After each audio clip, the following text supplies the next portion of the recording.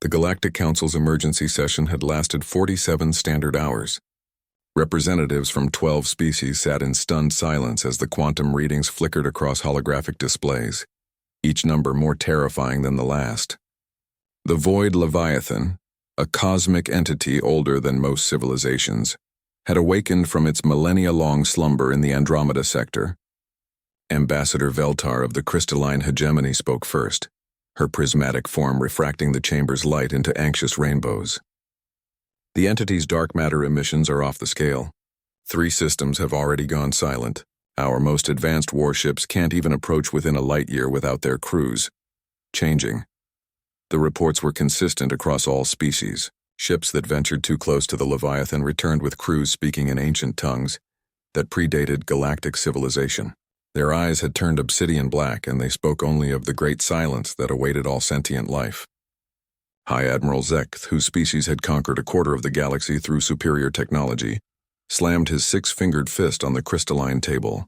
Our quantum phase torpedoes passed through it like it wasn't there. Our reality anchor weapons had no effect. This thing exists partially outside our dimensional framework. The humans, suggested Council Secretary Nimra, her tentacles writhing nervously. What do their projections show? A collective pause settled over the chamber. Humanity, the newest member of the Galactic Council, barely 3 centuries into their space age, had somehow earned a seat through their peculiar talent for solving impossible problems. While other species had mastered energy manipulation, dimensional physics, and consciousness transfer, humans had an almost supernatural ability to improvise solutions using whatever materials were at hand. The holographic display shifted to show the human representative's transmission from Earth.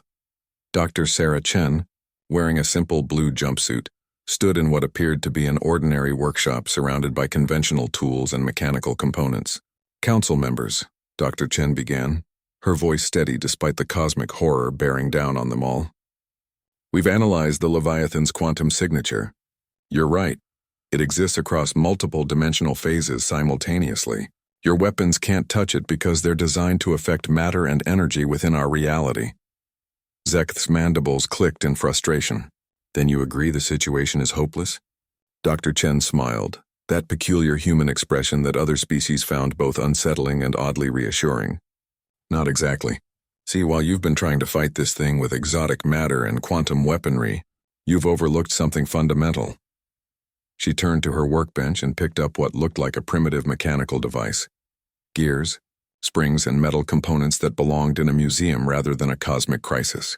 This is a mechanical chronometer, pure Newtonian physics. No quantum effects, no exotic matter, no dimensional manipulation.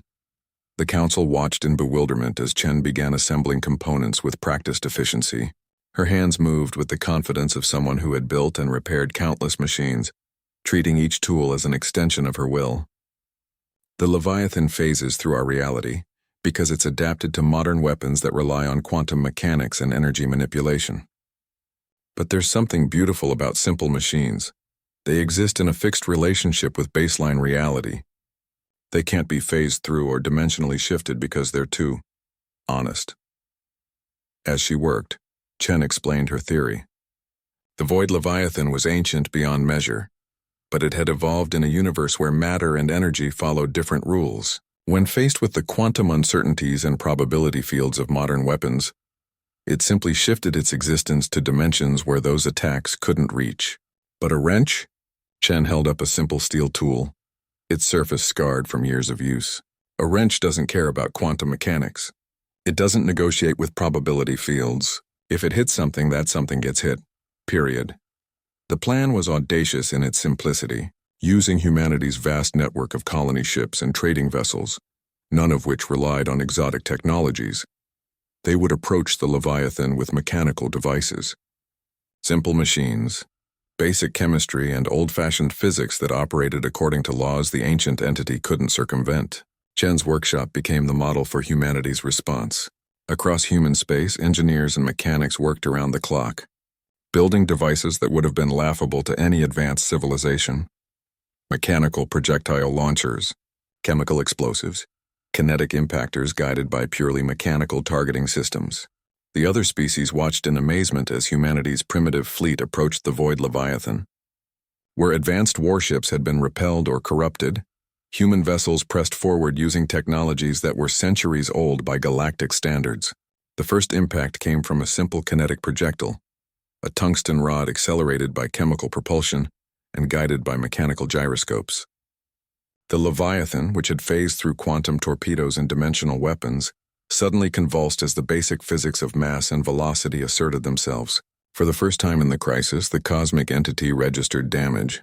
What followed was perhaps the most primitive space battle in galactic history. Humans used chemical explosives, mechanical projectiles, and devices built from basic materials to assault a cosmic horror that had terrorized advanced civilizations. Where sophisticated weapons had failed, simple machines succeeded through sheer mechanical honesty. The Void Leviathan, faced with attacks that operated outside its ancient understanding of reality, began to retreat. It couldn't phase through weapons that didn't acknowledge the possibility of being phased through. It couldn't corrupt technologies that had no quantum consciousness to manipulate. As the entity withdrew into deep space, fleeing from humanity's relentless assault of basic physics, the Galactic Council sat in stunned silence. Dr. Chen's image flickered in the chamber, her workshop now quiet, tools neatly arranged as if she'd simply finished another day's work. "Sometimes," she said, wiping grease from her hands with an old rag, "the best solution is the simplest one. The universe is big and complex, but at its heart it still follows the same basic rules it always has. When you've got a problem that can't be solved with fancy technology, sometimes you just need to open a toolbox and remember how things really work." The stars had whispered surrender, but humanity had responded with the steady click of gears, the reliable force of springs, and the honest weight of steel meeting steel. In a galaxy of impossible technologies, they had saved everyone with tools their ancestors would have recognized. Sometimes the most advanced solution is the one that never forgot where it came from.